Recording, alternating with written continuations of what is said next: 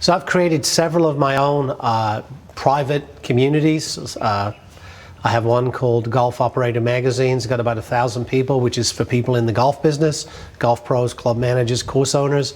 I have my own personal one, which is called LifeWellLived.Expert, and that is, it's a blog, it's videos, it's courses, it's comments, it's travel. It's sort of a combination of Facebook and WordPress and YouTube all together, but I own it. And this is a really big trend right now, is creating private communities. And our biggest one is a community called Happy Horse, Happy Life. We launched it in the fall of 2019 in September.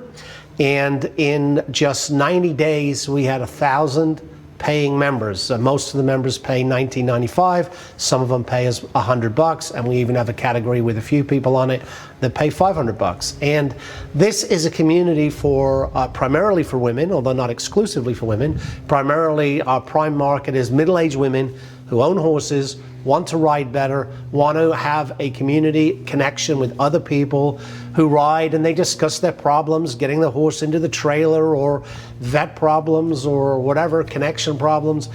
And it's a very, very active, very, very exciting community where everything stays on the community, everything's positive. There's no negativity, everything is positive, there's no distractions. Everything is either about their horses, their dogs, or it's positive sayings about life in general, enjoying life, and a very, very active, very, very exciting community. And this is a big trend right now in marketing, is if you've got a specific niche, maybe you've got a film niche, or you've got a dog training niche, or whatever niche you have, is create your own community and create a buzz around that community, and create potentially different levels of the community where some of it can be free, some of it can be paid. It really is a very powerful niche marketing strategy that everybody should be using at some level.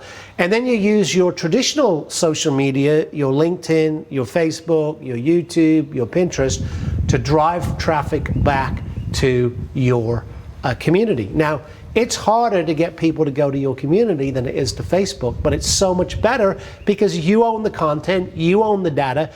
Everybody in your community gets to see your posts, not just a lousy 1%. So really worth checking into setting up your own private community and owning the content and owning the data so that you can market to it as you see fit and not be party to Facebook or Google or YouTube's draconian rules about how you have to market and what you have to do to put some type of advertisement up there.